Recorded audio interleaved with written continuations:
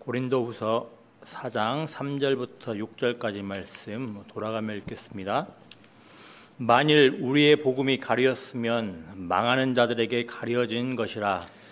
그 중에 이 세상의 신이 믿지 아니하는 자들의 마음을 혼미하게 하여 그리스도의 영광의 복음의 광채가 비치지 못하게 함이니 그리스도는 하나님의 형상이니라. 우리는 우리를 전파하는 것이 아니라 오직 그리스도 예수의 주 되신 것과 또 예수를 위하여 우리가 너희의 종된 것을 전파함이라.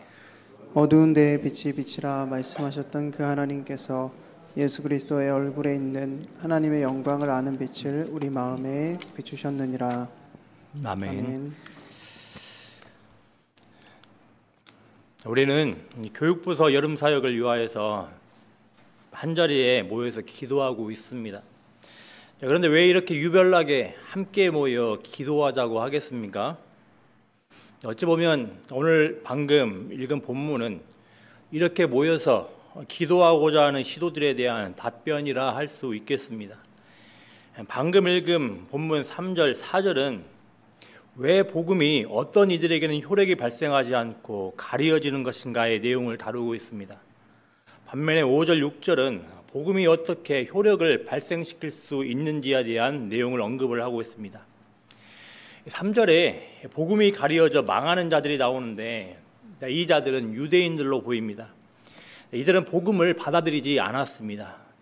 율법을 따라 살아가는 이들에게 있어서 예수님께서 십자가에 달려 죽으셨다는 사실들은 걸림돌로 작용했습니다.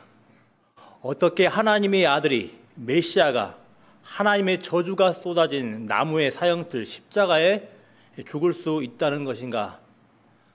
이것들이 도저히 납득이 가지 않아서 이 유대인들은 예수님을 받아들이지 않았습니다. 복음을 믿지 않았습니다.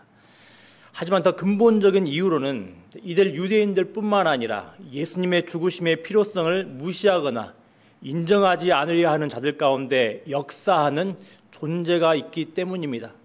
바로 이 세상의 신, 곧 사단의 역사라고 이야기를 합니다. 사절에 따르면 이들 사단의 주요 역할은 무엇입니까? 믿지 아니하는 자들의 마음을 혼미하게 합니다. 그래서 그리스도의 영광의 복음의 광채가 비치지 못하게 한다고 합니다. 왜 사탄은 그리스도의 영광의 복음의 광채가 비치지 못하도록 방해하는 거겠습니까? 바로 그리스도는 하나님의 형상이기 때문입니다. 그리스도는 하나님의 모든 것을 공유하고 완벽하게 계시하시는 완전한 하나님의 형상이십니다. 그래서 하나님을 떠나 부패하고 타락한 자들은 하나님의 형상을 계시하신 그리스도를 통하여서 참 하나님을 알고 참 하나님께로 돌이킬 수 있는 겁니다. 바울은 그래서 6절에서 마치 창세기 1장 3절에서 어두운데 빛이 비치라 말씀하셨던 하나님께서 어두운 마음 가운데서도 빛을 비추셨다고 말을 합니다. 곧 하나님의 영광을 나는 빛이신 그리스도를 바울의 마음 가운데, 우리의 마음 가운데 비추셨다고 말을 합니다. 어두운 데에 빛이 있으라 말씀하시고 세상을 창조하시고 우리의 사람을 창조하셨던 하나님께서 이제 그리스도의 빛으로, 그 복음으로 이 세상을 다시 새롭게 하시고 부패하였던 우리를 새롭게 창조하시는 겁니다. 그래서 바울은 고린도후서 5장 17절에서 이렇게 고백을 하는 겁니다. 어떻게 고백을 합니까? 고린도후서 5장 17절입니다. 그런즉 누구든지 그리스도 안에 있으면 새로운 피조물이라. 이전 것은 지나갔으니 보라 새 것이 되었도다. 새롭게 창조되었다는 겁니다. 완벽하게 새롭게 창조되었다고 이야기를 하는 겁니다.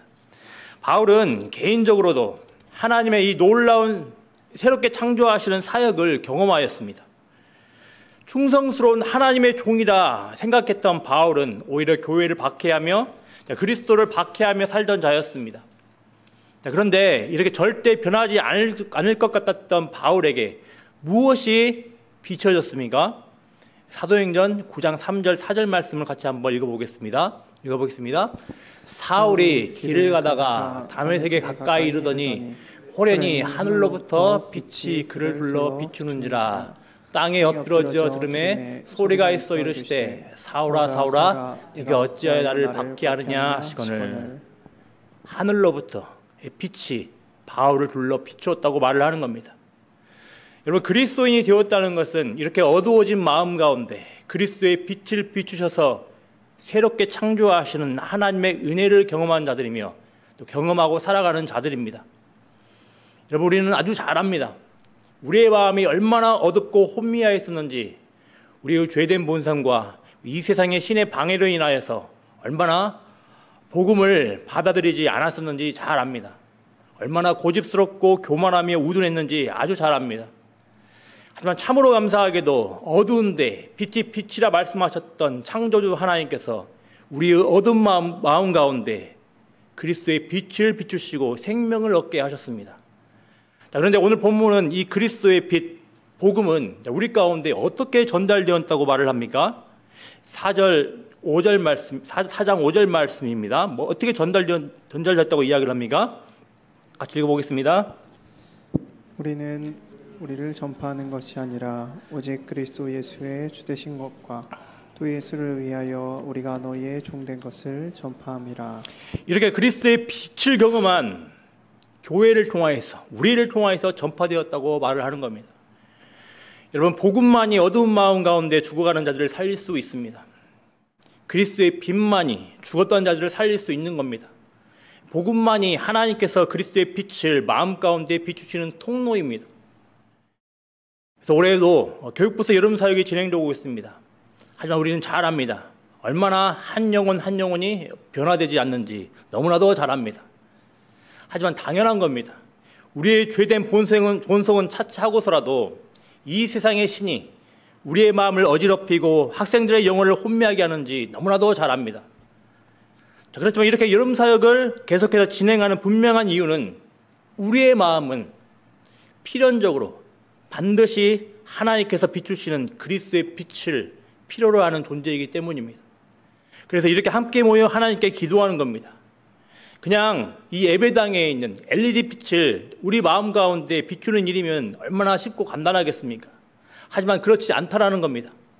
보이지 않는 영역에서 그리스도의 빛이 우리 마음 가운데 비추어지리 할 때 얼마나 집요하고 극렬한 방해와 유혹이 있는지를 모릅니다. 여러분, 하나님께서 그리스도의 빛을 우리의 어두운 마음 가운데 비추셔서 우리를 새롭게 하셨습니다.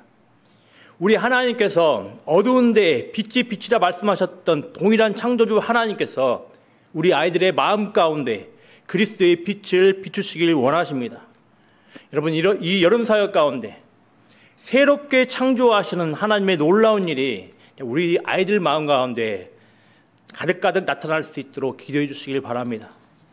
교육자와 모든 교사들 그리고 모든 성도들을 통하여서 복음이 증거되며 복음의 능력이 가득 나타날 수 있도록 기도해 주시길 바랍니다. 여러분, 꼭 기억하시길 바랍니다. 그리스도의 빛, 복음만이 어두운 마음을 일깨워서 우리를 새롭게 창조할 수 있다는 것을 꼭 믿으시길 바랍니다. 우리 같이 찬양하겠습니다. 찬송가 502장입니다.